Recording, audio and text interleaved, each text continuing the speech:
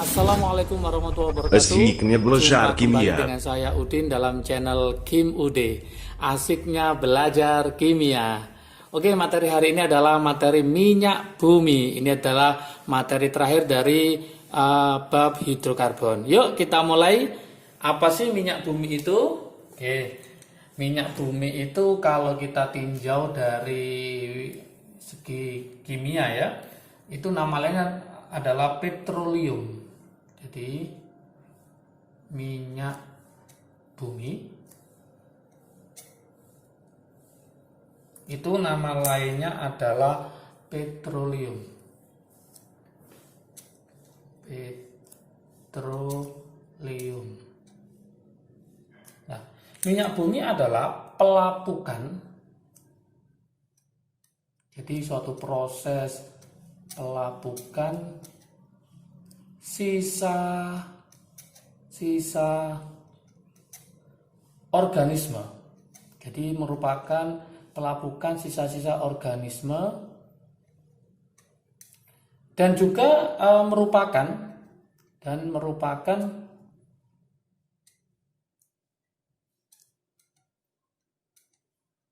campuran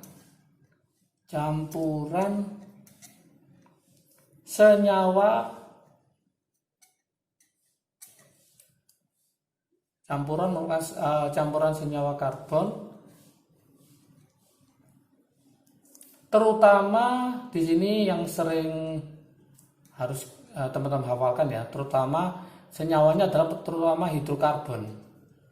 Hidrokarbon masih ingat di materi sebelumnya, untuk minyak bumi hidrokarbon yang masuk adalah hidrokarbon yang alifatik. Alifatik itu terbuka dan terutama hidrokarbon alifatik maupun aromatik. Jadi ada dua penyusunnya yang utama, yaitu dia adalah hidrokarbon alifatik maupun yang aromatik. Ini. Oke. Kemudian minyak bumi dapat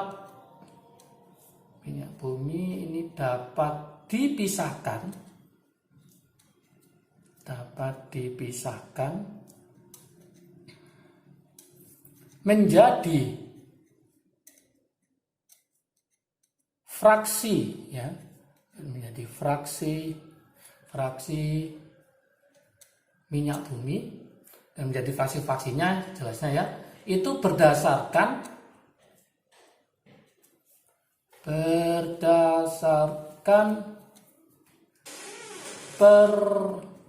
perbedaan titik didih. Jadi berdasarkan perbedaan titik didih, oke, yang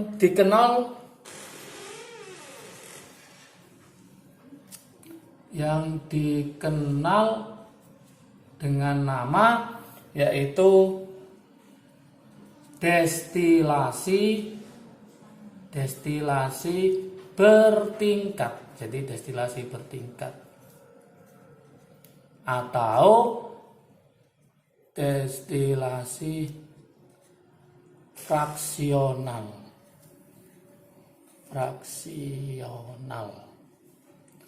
Jadi nama lainnya adalah destilasi bertingkat atau destilasi fraksional. Oke.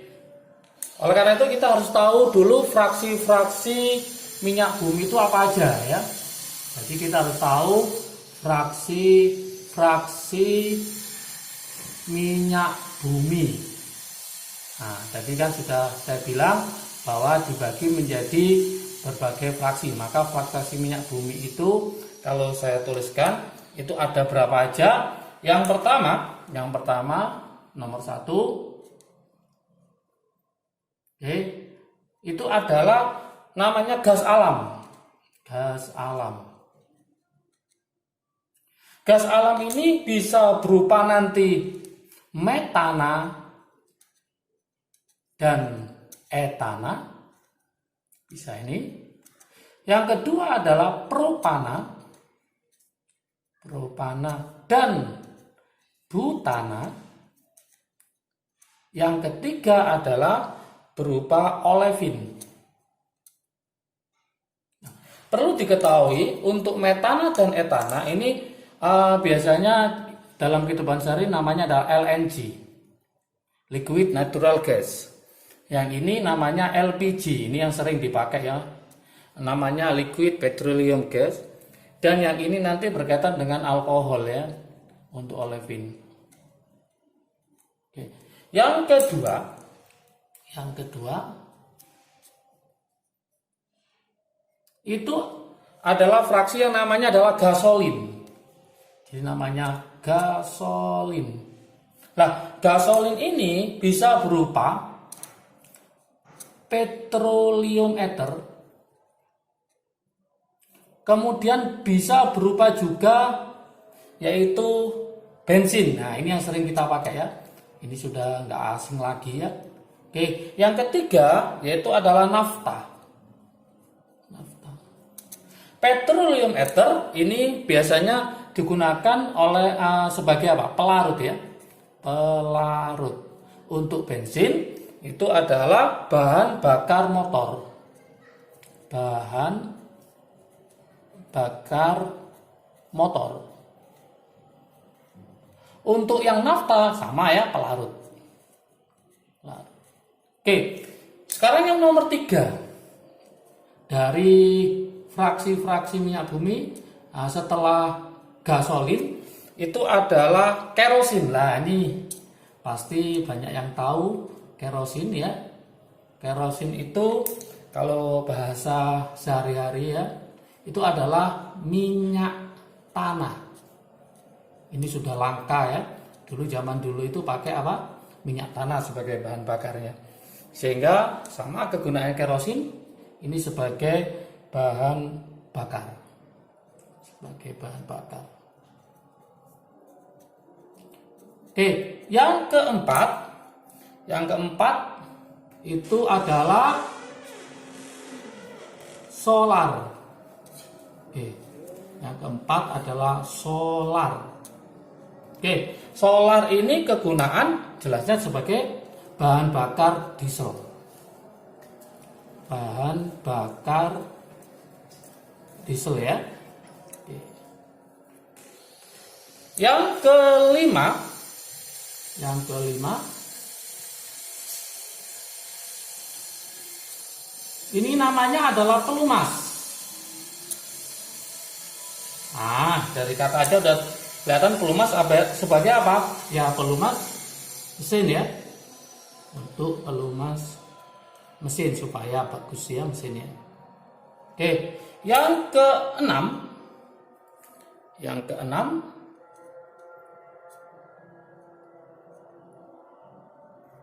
itu adalah parafin.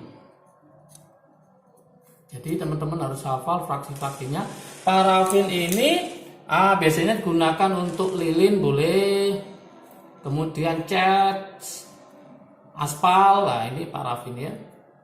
Oke, untuk fraksi minyak bumi yang terakhir yaitu nomor 7. Oke, itu adalah kokas. Nah, kokas ini biasanya digunakan dalam bidang metalurgi ya. Metalurgi atau bisa digunakan untuk elektroda karbon boleh. Elektroda karbon. Oke. Inilah teman-teman fraksi-fraksi minyak bumi yang harus diingat ya. Nanti biasanya soal itu berdasarkan titik didihnya. Berarti semakin ke bawah titiknya nanti semakin tinggi. Biasanya kata-kata gitu. Oke, dari fraksi minyak bumi ini yang akan kita bahas, yang paling utama yang dibahas itu adalah namanya bensin ya. Kita akan membahas yaitu bensin. Ada apa dengan bensin ini? Kenapa kita bahas? Karena ini yang sering digunakan dalam kehidupan sehari-hari. Dalam bensin ini merupakan fraksi minyak bumi ya. Bensin termasuk fraksi minyak bumi yang di dalamnya dia mengandung senyawa ada 2 ya. Senyawa bensin ini ada 2. Yaitu yang pertama adalah namanya adalah isooktana. Isooktana. Kemudian yang kedua adalah N-heptana. Jadi ada isooktana, ada N-heptana. Nama lain dari isooktana itu apa? Nah, ini harus ngerti juga 2,2,4 trimetil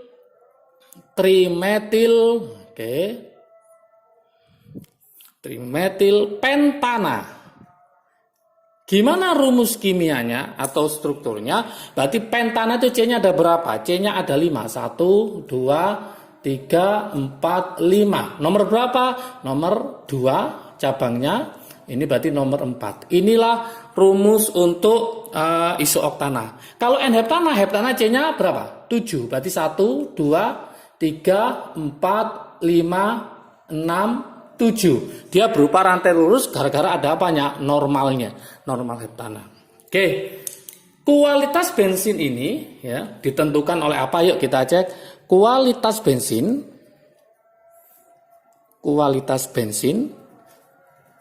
ternyata ditentukan oleh bilangan oktan. Ditentukan oleh bilangan oktan ya. Jadi kualitasnya itu ditentukan oleh bilangan oktan ini. Artinya apa? Artinya bilangan oktan itu apa sih bilangan oktan? Bilangan yang menunjukkan, jadi suatu bilangan yang menunjukkan jumlah isooktana dalam bensin. Oke. Ada trik asiknya di sini. Oke. Saya buatkan trik asiknya. Semakin besar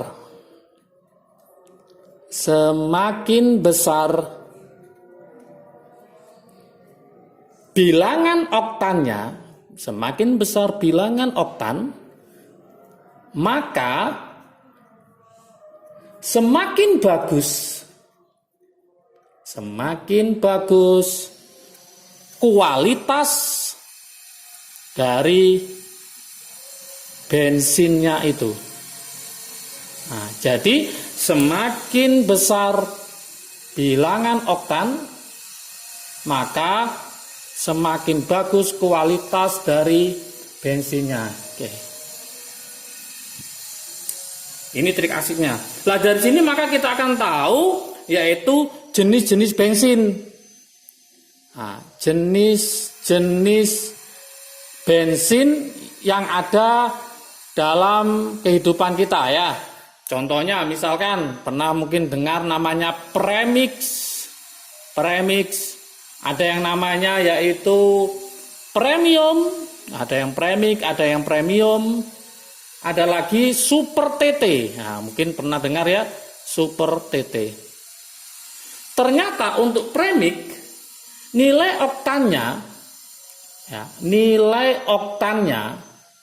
untuk premix ternyata adalah 94. Untuk premium itu adalah 85 sampai 88. Untuk super TT itu adalah 98 nilai oktannya. Ini ada artinya. Artinya apa? Misalkan 98 itu artinya nanti ada namanya isooktana, ada N-heptana. Berapa kalau 98? Berarti isooktana adalah 98%. Yang ini adalah 2%. Nah, gitu. Kalau 94 berarti 94% isooktana, 6%-nya adalah heptana. Dari sini maka kita bisa menyimpulkan bensin yang bagus itu harus punya ciri-ciri apa aja. Nah, yang pertama dia harus jelas bilangan oktannya harus tinggi. Bilangan oktan tinggi. Kalau bilangan oktannya tinggi, maka dia akan menyebabkan bisa jadi pembakarannya sempurna. Nah, pembakaran sempurna. Pembakaran sempurna itu akan menghasilkan apa? Akan menghasilkan gas CO2. Berarti CO2-nya nanti akan banyak. Oke. CO-nya sedikit. Kenapa CO-nya sedikit? Karena CO itu menyebabkan pembakaran yang tidak sempurna. Jadi ciri-cirinya nanti pembakarannya sempurna, CO2-nya banyak. Ya. Kemudian karena pembakarannya sempurna, maka ketukan atau yang disebut namanya knockingnya itu sedikit. Karena knocking sedikit pembakaran sempurna, maka jelaga atau yang disebut dengan pengotor, nah, itu juga sedikit. Inilah ciri-ciri dari bensin yang bagus. Berarti kebalikannya, bensin yang kualitasnya rendah, berarti bilangan oktannya rendah, pembakarannya tidak sempurna, ketukannya banyak, jelaga atau pengotornya juga banyak. Oke? Saya buatkan soal latihan ya, buat teman-teman. Nanti silakan ditulis di kolom komentar ya jawabannya. Soal latihannya. Oke. Gini soal latihannya. Bilangan oktan, saya punya bilangan oktan. Bilangan oktan suatu bensin adalah 85%. Bagaimana komposisinya? Bagaimana komposisi senyawa dalam bensin tersebut? Jadi silakan dicoba ya. Oke, jangan lupa nanti silakan tulis di kolom komentar. Oke, kalau video ini bermanfaat bagi kalian, silakan di-share ke teman-teman kalian supaya manfaatnya lebih banyak. Jangan lupa yang ingin tahu materi ini, maka bisa dilihat di IG Kim Ude. Jangan lupa follow ya. Oke, like, subscribe, tetap saya harapkan supaya saya termotivasi untuk menghasilkan video-video yang lebih menarik lagi. Oke, salam sukses dari Kim Ude, asiknya belajar kimia. Assalamualaikum warahmatullahi wabarakatuh.